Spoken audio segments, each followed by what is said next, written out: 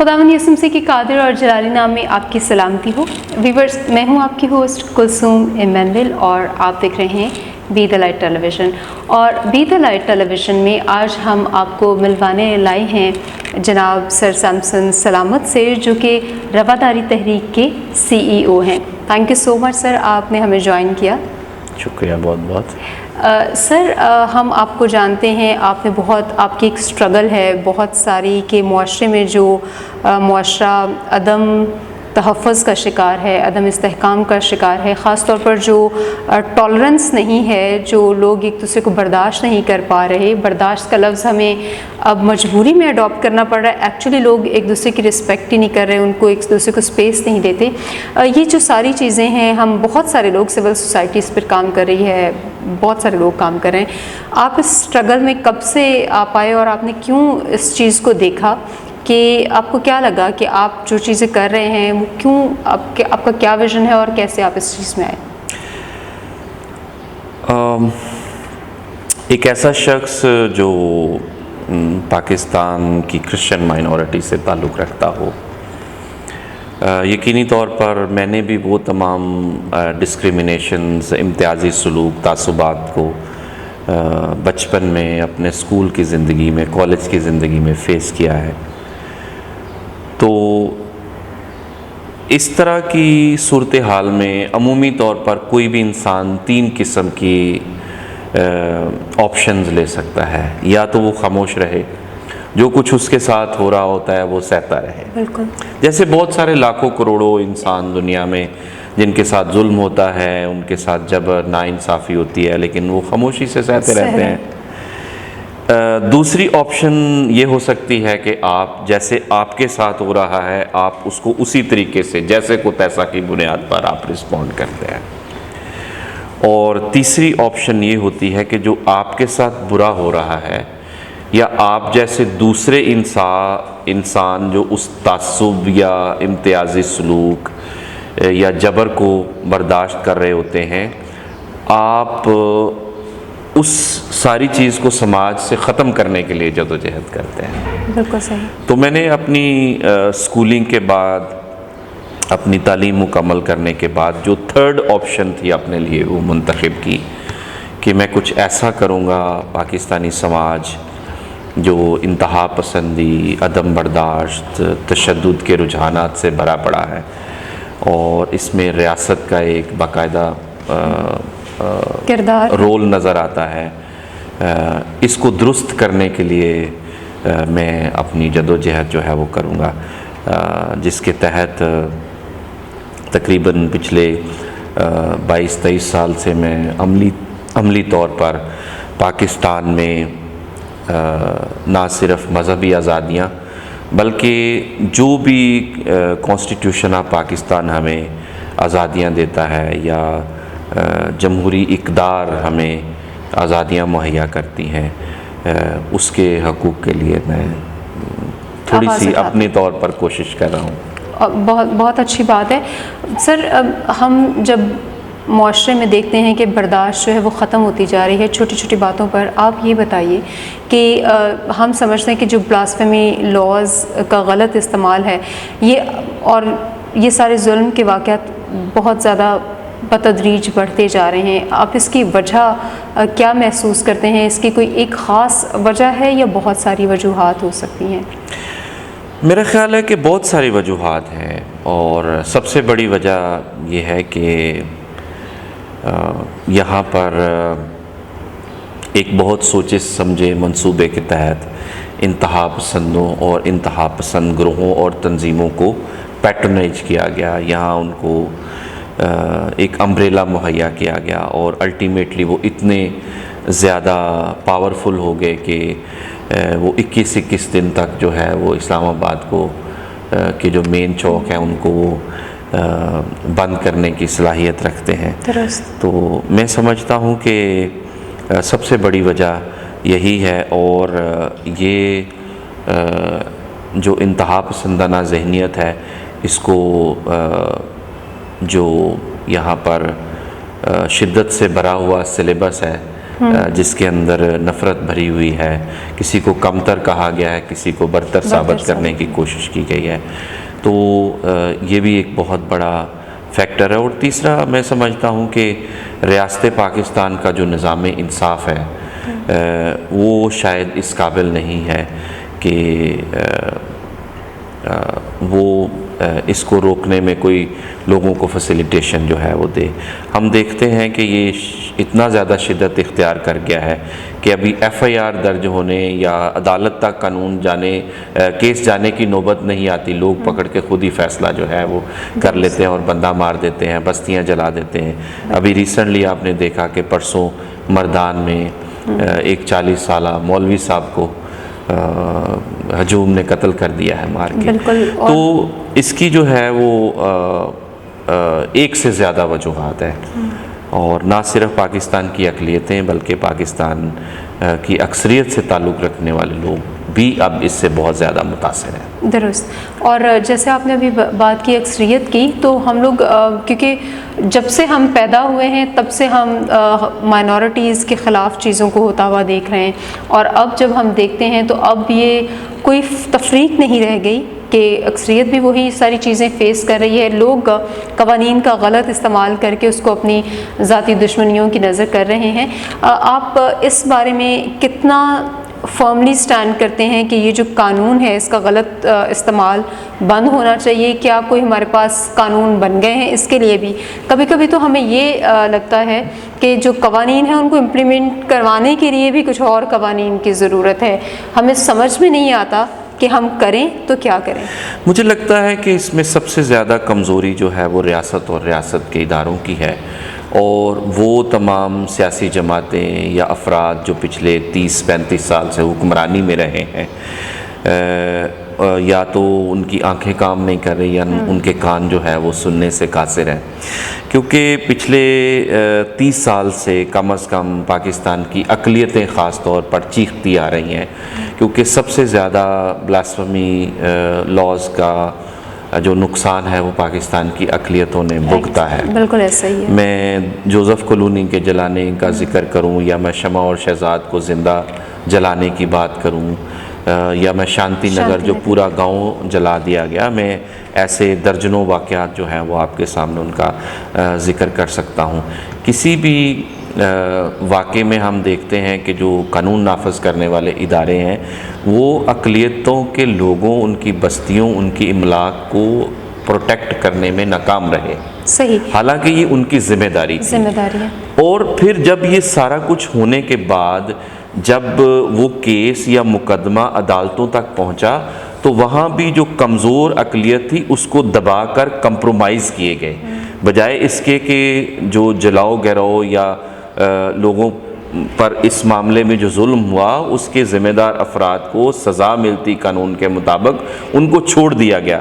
اور چونکہ یہ ٹینڈنسی جو ہے وہ مسلسل رہی، اگر کسی بھی کیس میں انصاف ہو جاتا تو شاید اگلے کیس کی نوبت نہ آتی، تو چونکہ ایسا نہیں ہوا، ملزمان کو، انتہا پسندوں کو امپیونٹی یہاں پر دی گئی، وہ اپنے آپ کو ماورائے قانون سمجھتے ہیں، اسی لیے تو پکڑ کے بندہ جلا دیتے ہیں۔ وہ ہر وقت جو ہے وہ ماورائے عدالت کوئی نہ کوئی کام کرتے ہیں، اور چونکہ وہ بچ نکلتے ہیں، قانون اور انصاف کا جو نظام ہے وہ یا تو کمزور ہے اور یا وہ ان انتہا پسندوں کے سامنے کوئی سٹینڈ لینے کو تیار نہیں ہے، اس وجہ سے وہ بچ نکلتے ہیں، اور نتیجہ یہ ہے کہ یہ دن بدن سلسلہ جو ہے وہ بڑھتا گیا۔ صحیح۔ سر میرا ایک اور سوال ہے کہ آپ نے ریاست کی نشاندہی کی، ہم اکثر سنتے ہیں امریکہ انوالو ہے ان سازشوں میں، ان سازشوں میں، تو امریکہ تو چلیں ایک ڈیفینیٹلی انوالو ہے ہی، ہم اس کو ایسے مان لیتے ہیں جیسے یہ تو ہے ہی، حالانکہ وہ نہیں ہے، ہمارے اپنے ہی کام بہت زیادہ اس کو چیزوں کو رسپونڈ کرتے ہیں۔ آپ مجھے یہ بتائیے ریاست کو آپ کس طرح سے ذمہ دار دیکھتے ہیں؟ ایک کہ وہ قانون کو عمل درآمد نہیں کروا رہی، کیا اس کو دوسرے نظر سے بھی دیکھ سکتے ہیں کہ ریاست خود بھی کچھ پلان کرتی ہے؟ کیونکہ میں نے اکثر یہ بھی محسوس کیا لوگوں کی باتوں سے کہ وہ سمجھتے ہیں کہ اس میں ریاست خود بھی ایک پارٹی ہے۔ دیکھیے، پہلی بات تو یہ کہ پاکستان میں سازشی تھیوریاں یہ ہر وقت ہمیں سننے کو ملتی ہے، لیکن میں تمام پاکستانی جو مجھے سن رہے ہیں میں ان کو یہ کہنا چاہتا ہوں کہ ہمیں اس رویے سے، اس بیانیے سے باہر آنا چاہیے کہ ہر چیز ہم مغرب پہ ڈال دیتے ہیں، یہاں بیرونی ہاتھ اس میں تلاش کرنے کی کوشش کرتے ہیں۔ اب یہ جو مردان میں پاکستان تحریک انصاف سے کے جلسے میں جو بندہ توہین کا الزام لگا کر قتل کیا گیا ہے، وہاں سب پاکستانی موجود تھے، کوئی باہر سے آ کر تو وہاں اس کو قتل نہیں کر رہا تھا۔ پریانتا کو مارا، کو سیالکوٹ میں مارا تو وہ کسی باہر سے آ کے بندے نے تو نہیں مارا۔ جوزف کالونی لاہور میں جلائی گئی، اور جوزف کالونی لاہور کے میں جو آئی جی پولیس کا آفس ہے یا یہاں پنجاب کی اسمبلی ہے یا وزیر اعلیٰ ہاؤس ہے، اس کے چند کلومیٹر کے فاصلے پر ہے، تو باہر سے تو آ کے نہیں کوئی جلا گیا نا۔ یا دوسرے آپ دیکھیں کہ جو مرچوں میں ہم ملاوٹ کرتے ہیں وہ کوئی باہر سے آ کے تو نہیں کرتا۔ اگر ایک ٹیچر ہے وہ صحیح اسکول میں نہیں جاتا، پڑھاتا نہیں کام اپنا، تو باہر سے تو کوئی ان کو نہیں کہہ رہا۔ اگر ہم دودھ میں ملاوٹ کر رہے ہیں تو ہم ہی کر رہے ہیں، اگر میڈیسن ہم 2 نمبر 3 نمبر بیچتے ہیں تو وہ ہم ہی کرتے ہیں، کوئی باہر سے آ کے تو نہیں کرتا۔ تو اس سازشی تھیوری سے ایک تو پاکستانیوں کو باہر آنے کی ضرورت ہے۔ جہاں تک ریاست کی بات ہے، ریاست کوئی ایسی چیز نہیں ہے کہ جو اٹ سیلف جو کسی جس کا کوئی وجود ہو۔ ریاست تو ادارے بناتے ہیں، ادارے ہی ریاست چلاتے ہیں۔ تو اداروں میں بیٹھے لوگ اگر ان کو نظر نہیں آ رہا کہ پچھلے 30-35 سال سے پاکستان کی اقلیتیں جو ہیں وہ چیخ رہی ہیں، اور اس بلاسفمی لاء کے مس یوز کو روکنے کے لیے کوئی وہ قانون سازی نہیں کرتے، کوئی پالیسی نہیں بناتے، تو میں کیٹیگوریکلی یہ کہنا چاہتا ہوں کہ پھر اس کا مطلب یہ ہے کہ ریاست براہ راست اس کے اندر ملوث ہے۔ جب کوئی کیس آتا ہے تو مذمتیں شروع ہو جاتی ہیں۔ وزیر اعظم ہو، وزیر اعلیٰ ہو، کوئی گورنر ہو، وہ یہ مذمت کر دیتے ہیں اور ساتھ میں یہ کہہ دیتے ہیں جی پاکستان میں تو اقلیتیں بہت محفوظ ہیں، لیکن چند دن کے بعد سب کچھ بھول جاتا ہے، اس کے بعد عملی طور پر کچھ نہیں ہوتا۔ ہم کئی سالوں سے یہ تجویز دے رہے ہیں کہ اگر آپ پاکستان میں بلاسفمی لاء کے غلط استعمال کو روکنا چاہتے ہیں تو آپ کو ایک کاؤنٹر لاء بنانے کی ضرورت ہے، اور وہ قانون یہ ہو کہ جو غلط الزام لگائے گا، اگر وہ الزام ثابت نہیں ہوتا تو جو سزا الزام لگانے والے کو کے لیے تجویز کی گئی، جس پر لگ رہا ہے اس کے لیے تجویز کی گئی ہے، وہی جو ہے سزا اس پر لاگو ہونی چاہیے جو جھوٹا الزام لگائے گا۔ اب آسیہ بی بی جو ہے وہ تقریباً 9-10 سال جیل میں رہی ہے، جی ہاں، اس کے بعد ثابت ہوا کہ کیس اس پر جھوٹا تھا۔ اب پکڑے نا اس بندے کو جس نے اس پر جھوٹا الزام لگایا تھا، اس کو جیل میں ڈالے، ٹھیک ہے، کیونکہ اس نے ایک بندے کی زندگی برباد کی ہے اور پورا پاکستان انتشار کا شکار ہوا اس کی وجہ سے، نسلیں برباد ہو جاتی ہیں، نسلیں برباد ہو گئی، اس کی پوری نسل برباد، پھر دوسرے لوگ اس سے کتنا۔ تو جب آپ جھوٹا الزام لگانے والا ایک بندہ پکڑ کر اس کو پروسیکیوٹ کریں گے، جیل میں ڈالے گا، اگلا الزام لگانے والا الزام لگانے سے پہلے سوچے گا کہ میں نے نہیں لگانا۔ بالکل ایسے ہی۔ تو چونکہ یہاں پر چھوڑ دیا جاتا ہے، ان الزام لگانے والے کو پوچھا نہیں جاتا، تو یہ سلسلہ جو ہے وہ دن بدن جبر کا بڑھتا جا رہا ہے، کہیں رکتا نظر نہیں آ رہا۔ درست۔ اور سر ہمارے ادارے بھی اس طرح سے تھریٹ کرتے ہیں، جب ان کے پاس FIR درج کروانے جائیں، اسلام آباد میں ایک چرچ پر حملہ ہوا، FIR درج کروانے گئے تو انہوں نے بڑے انٹینشنلی ایک تھریٹ کیا کہ آپ یہ سمجھتے ہیں ہم یہ دفعات لگا رہے ہیں، آپ کو پروف کرنی پڑ جائیں گی، اور پھر انہوں نے ثابت کیا کہ پھر وہ آخر معافی اسی پارٹی کو مانگنی پڑی جن کے ساتھ زیادتی ہوئی تھی۔ یہ سارے واقعات ہم دیکھتے ہیں۔ میرا ایک سوال آپ سے یہ ہے کہ آپ سمجھتے ہیں میڈیا اس وقت بہت زیادہ ایکٹیو ہے، سوشل میڈیا بہت ایکٹیو ہے، آپ کیا سمجھتے ہیں یہ جو معاشرے میں ساری چیزیں ہو رہی ہیں خراب، اس میں میڈیا کتنا انوالو ہے؟ بدقسمتی سے پاکستان میں میڈیا شتر بے مہار ہے۔ صحیح، آپ اس کو بدقسمتی سمجھتے ہیں؟ یہ بدقسمتی ہے۔ میڈیا کے بڑے پازیٹیو آسپیکٹس بھی ہیں، لیکن یہاں پر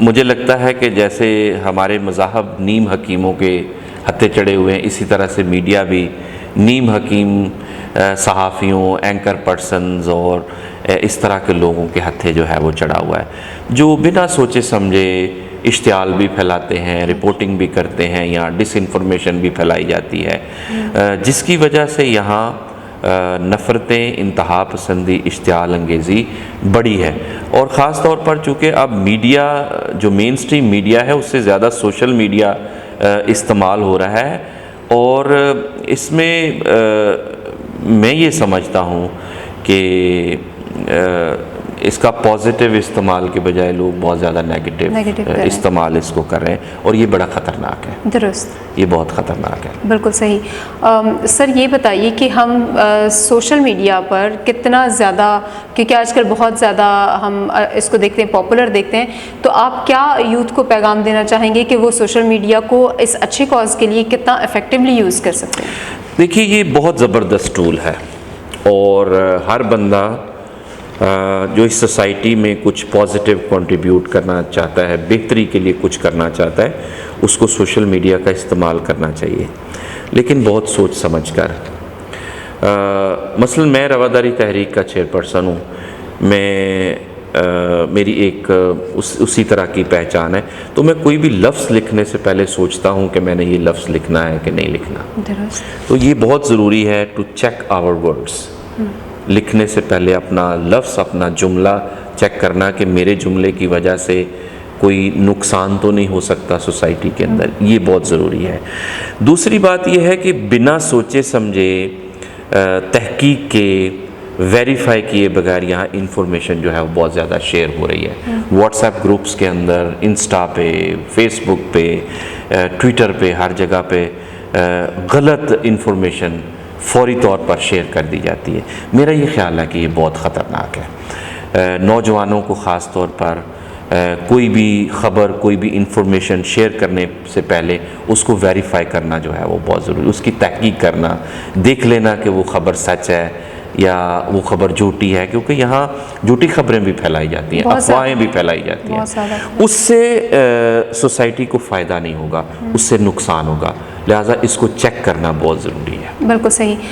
سر مائنورٹی رائٹس کے لیے آپ نے ایک عرصہ کام کیا ہے، آپ کیا سمجھتے ہیں آج ہم کس مقام پر کھڑے ہیں؟ کیونکہ سندھ میں جب سچویشن دیکھتی ہوں، ہمارے پاس سندھ کو یہ اعزاز حاصل ہے کہ بہت ہر ایک چیز پر بہت زیادہ قانون بن گئے ہیں، فورس کنورژن پر بھی بہت ساری چیزیں، لیکن امپلیمنٹیشن بالکل نہیں ہو پا رہا۔ آپ اتنی اسٹرگل کے بعد خود کو اور ہمارے لیڈرز کو کیا دیکھتے ہیں؟ ہم کچھ اچیو کر پائے، کچھ معاشرے کا بیلنس برقرار کر پائے، یا بھی بہت دور ہے کام؟ میں ان تمام لوگوں کو یاد کرنا چاہتا ہوں جنہوں نے پاکستانی اقلیتوں کے لیے بہت لمبی چوڑی جدوجہد کی، خاص طور پر بشپ جان جوزف شہید، شہباز بٹی شہید، سلمان تاثیر شہید، یہ اور بہت سارے لاتعداد لوگ ہیں جنہوں نے پاکستان میں اقلیتوں کے حقوق کے لیے بڑی جدوجہد کی ہے۔ کٹھن راستہ تھا، اور اس میں صرف اقلیتوں کے لوگ شامل نہیں ہیں، بہت بڑی تعداد ہمارے مسلمان بہن بھائیوں کی ہے جو اقلیتوں کے حقوق کے لیے فرنٹ لائن پر کھڑے ہوئے۔ تو میں سمجھتا ہوں کہ جدوجہد تو بہت ہوئی ہے، لیکن شاید وہ مقاصد ہم حاصل نہیں کر پائے جو ہم کرنا چاہتے تھے۔ اس میں سب سے اہم جو فیکٹر ہے وہ کہ ریاست ہماری اقلیتوں کے حقوق کے معاملے میں سنجیدہ نہیں ہے، باوجود اس کے کہ پچھلے 30-40 سال میں جو بہت چیخیں سننے کو ملی ہے ریاست کو، لیکن ہر دفعہ ریاست نے اپنا منہ پھیرا ہے۔ پاکستان کی اقلیتیں باوجود اس کے کہ ان کو کہا گیا کہ آپ برابر کے شہری نہیں ہیں، یہ میں نہیں کہہ رہا، یہ کانسٹیٹیوشن آف پاکستان کہتا ہے کہ میں اس لیے برابر کا شہری نہیں ہوں کیونکہ میرا مذہب اکثریت کے لوگوں کے مذہب کے سے فرق ہے، تو میں برابر کا شہری نہیں ہوں۔ اس کے باوجود لوگوں نے کہا کہ نہیں، ہم، اور لوگ کہتے ہیں کہ ہم پاکستانی ہیں، ہم محب وطن ہیں، ہم پاکستان کو کوئی آنچ نہیں آنے دیں گے، پھر بھی 80 کی دہائی سے لے کر اب تک یہ جو توہین مذہب کی آڑ میں یہاں اقلیتوں پر ظلم ہوا ہے، ان کی پرسیکیوشن ہوئی ہے، وہ بار بار کہتے ہیں کہ اس کو روکنے کے لیے کچھ کریں، لیکن ابھی تک کچھ نہیں ہوا۔ ہم اب تک اس میں ناکام نظر آتے ہیں۔ اس سے آگے چلیں، یہاں پر چند سالوں سے پاکستان کی ہندو اقلیت، پاکستان کی مسیحی اقلیت رو پیٹ رہی ہے کہ اب بات ہماری بچیوں بیٹیوں تک آ گئی ہے، جن کو آپ اٹھاتے ہیں، ان کا جبری مذہب تبدیل کرتے ہیں، آپ ان سے جبری نکاح کرتے ہیں، پھر اس کے بعد ان کو چھوڑ بھی دیتے ہیں، ان کے ساتھ تضحیک آمیز سلوک ہوتا ہے۔ آپ کوئی قانون بنا دیں، لیکن جب بھی قانون بنانے کی جبری تبدیلی مذہب کے خلاف بات کی جاتی ہے، مطالبہ کیا جاتا ہے، تو وہاں پارلیمنٹ کا رویہ بہت سرد مہری کا ہوتا ہے۔ وہاں اقلیتوں کے حقوق کے لیے آنے والا ہر بل جو ہے اس کو برے طریقے سے ریجیکٹ کر دیا جاتا ہے۔ اس کا مطلب یہ ہے کہ نہ صرف کہ ریاست کے اداروں بلکہ سیاسی جماعتیں جو ہیں وہ بھی ہمیں اقلیتوں کے حقوق کے حوالے سے کوئی ریفارمز لانے میں ہمیں سنجیدہ نظر نہیں آتی۔ تو باوجود اس کے کہ میں مایوسی کا کبھی شکار نہیں ہوتا، کیونکہ جب آپ مایوس ہو جاتے ہیں تو آپ جد و جہد جاری نہیں رکھ سکتے۔ ہم اپنی جد و جہد میں فرم ہیں، کمیٹڈ ہیں، اس کو جاری رکھیں گے، لیکن اوور آل جو ہمیں رویہ یہاں پر نظر آتا ہے وہ اتنا حوصلہ افزا نہیں ہے۔ تو میرا خیال ہے کہ ہمیں خاص طور پر پاکستان میں جو مذہبی اقلیتیں ہیں ان کی مذہبی، سماجی، سیاسی قیادت کو، ہیومن رائٹس ایکٹیوسٹ کو اپنی جد و جہد کو مضبوط کرنے اور تیز کرنے کی ضرورت ہے۔ سر ایک چھوٹا سا سوال میرے ذہن میں ہے، اور وہ یہ ہے کہ کیا مسیحی، کیونکہ کبھی کبھی ہم سے یہ بھی سوال کیا جاتا ہے کہ اچھا آپ بھی جشن آزادی مناتے ہیں، بہت یہ فریکوینٹ کویسچن ہے، آپ مجھے یہ بتائیے کہ کیا لوگ جب یہ ایکسپیکٹ کرتے ہیں، لوگ تنگ ہو کر یہ بھی سوچتے ہیں ہمیں یہ ملک چھوڑ دینا چاہیے، کیا یہ صحت مندانہ رویہ ہے؟ نہیں، کیوں چھوڑ دینا چاہیے؟ دیکھیے، میں پنجابی ہوں، میرے ماں باپ، میرے آباء و اجداد کہیں سے ہجرت کر کے نہیں آئے، ہم اس دھرتی کے بیٹے اور بیٹیاں ہیں، ہم کیوں اس ملک کو چھوڑ کے جائیں؟ یہ ہماری دھرتی ہے، اور جو کچھ ہم کر رہے ہیں اس دھرتی کو بہتر کرنے کے لیے کر رہے ہیں۔ میری بات سنیں، آپ 1000، 2000، 1 لاکھ، 2 لاکھ لوگوں کو پاکستان سے نکال کر لے جائیں گے، لیکن جو باقی رہیں گے ان کا کیا مستقبل ہوگا؟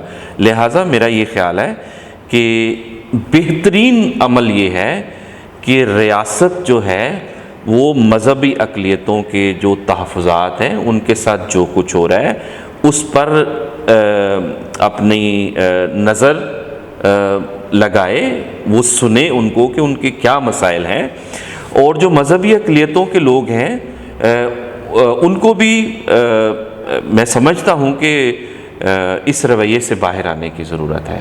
یہاں سے بھاگ جانا، چلے جانا حل نہیں ہے، یہاں رہ کر ہمیں اپنے حقوق کے لیے جد و جہد کرنی چاہیے۔ اگر کسی کو یہ شک ہے کہ وہ پاکستان کا ٹھیکیدار ہے صرف اس لیے کہ اس کا ایک خاص مذہب ہے اور اس کا مذہب اکثریت میں ہے، تو یہ کسی کی بھول ہے۔ جتنا پاکستان کے مسلمانوں نے پاکستان بنانے کے لیے جد و جہد کی تھی، اتنی ہی پاکستان کی اقلیتوں نے بھی پاکستان بنانے کے لیے جد و جہد کی تھی۔ تو یہ پارٹ جو ہے وہ یہاں پر لوگ بھول جاتے ہیں اور ٹھیکیدار بننے کی کوشش کرتے ہیں۔ صحیح، آپ کا بہت بہت شکریہ سر۔ میں چاہوں گی کہ B T L T V کے توسط سے آپ ہماری یوتھ جو کہ 65% اور مور دین 60% پاکستان کی عوام ہے، آپ ان کو کیا میسیج دینا چاہیں گے؟ مسیحی یوتھ کو بھی ضرور میسیج دیجیے کہ وہ کیسے اپنے آپ کو بڑھا سکتے ہیں، کیسے انکریج کر سکتے ہیں ساری سچویشن میں، اور اپنے سوشل چیزوں کو بھی بہتر بنا سکتے ہیں۔ اوور آل تو جو پاکستان کا سارا یوتھ ہے، چاہے اس کا تعلق اقلیت سے ہے یا اکثریت سے، میں ان کو یہ کہنا چاہتا ہوں کہ انتہا پسندی تباہی ہے۔ وہی معاشرہ پرامن اور خوشحال ہو سکتا ہے جہاں اعتدال پسندی ہے، جہاں ڈائیورسٹی کی رسپیکٹ کی جاتی ہے، جیو اور جینے دو کا اصول جو ہے اس کو لاگو بھی کیا جاتا ہے اور اس پر عمل بھی کیا جاتا ہے۔ جو مسیحی نوجوان ہیں ان سے میں کافی مایوس ہوں، میں اوور آل مسیحی کمیونٹی سے مایوس ہوں۔ میں جب نوجوانوں سے پوچھتا ہوں کہ آپ کیا کرتے ہیں تو کہتے ہیں کہ میں ایونجلسٹ ہوں، مذہبی ذمہ داریاں ٹھیک ہے، اچھی بات ہے، لیکن اس سماج کے اندر ہم نے رہنا ہے. بالکل. ہمیں مین سٹریم جو ہمارے مسائل ہیں ان کو سمجھ کر اپنی سماجی زندگی کو بھی بہتر کرنے کی ضرورت ہے. ہمیں وہ جو ہمارے گنے چنے شعبے ہیں زندگی کے جن کو ہم ہمیشہ ترجیح دیتے ہیں، ان سے باہر آ کر جو ہے وہ کام کرنے کی اور اپنا آپ منوانے کی ضرورت ہے. مجھے لگتا ہے کہ ہمارے نوجوانوں کو سیاست میں آنے کی ضرورت ہے، جس کو ہمیشہ ڈسکریج کیا جاتا ہے. So I encourage the youth from Christian community کہ باوجود اس کے کہ سیاست کو یہاں گندا کہا جاتا ہے، اس کو اچھا نہیں سمجھا جاتا، کسی بھی سماج کو بدلنے، اس کو بہتر کرنے کا ایک ہی طریقہ ہے سیاست نے ہی سیاسی عمل کے ذریعے سے مسائل حل کرنے ہیں نا. اگر ہم اس سیاست سے ہی باہر رہیں گے تو ہمارے مسائل کون حل کرے گا؟ تو ہمارے نوجوانوں کو مین سٹریم سیاست میں آنے کی ضرورت ہے. صحیح. بہت شکریہ سر آپ کا، تھینک یو سو مچ کہ آپ نے ہمیں اتنا وقت دیا اور ہماری قوم کے لیے کچھ ایسی باتیں کی جس پر ہم دعا کرتے ہیں کہ وہ عمل کریں اور ترقی کریں. میں آپ کا BTL کا شکریہ ادا کرنا چاہتا ہوں کہ آپ نے مجھے یہ موقع دیا کہ میں آپ کے ناظرین سے بات کر سکوں، اپنا پیغام دے سکوں. And I wish you all the best. Thank you so much sir, thank you so much. Viewers, آج آپ ملے رواداری تحریک کے CEO سے، اور ہم شکر گزار ہیں خدا کے بھی اور سر سیمسن کے بھی، اور ہم امید رکھتے ہیں کہ ہم صرف باتیں کرنے والے نہیں ہوں گے، بلکہ جس طرح ہم نے آج بات چیت سنی، ہم ضرور اپنی سوشل جو اکانومی ہے یا جو ہمارے پروفیشنز ہیں یا ہماری جو باقی چیزیں ہیں ان میں بہتر اپنے آپ کو ثابت کریں گے، اس کے لیے محنت کریں گے، اور باہر سے آنے والی یا الہی بہت ساری دوسری چیزوں کے مددگار ہونے سے بہتر ہے کہ خود پر بھروسہ کر کے کچھ اچیو کرنے کی کوشش کریں گے. آج ہمارا پروگرام ختم ہوتا ہے. اپنی آراء سے ہمیں ضرور آگاہ کیجیے. اپنا خیال رکھیے. God bless you. God bless Pakistan.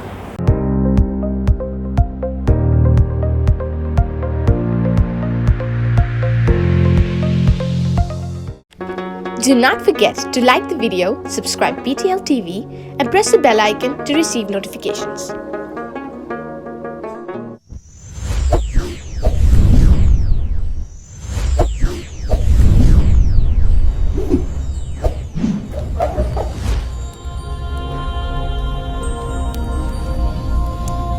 Jesus is the light of the world.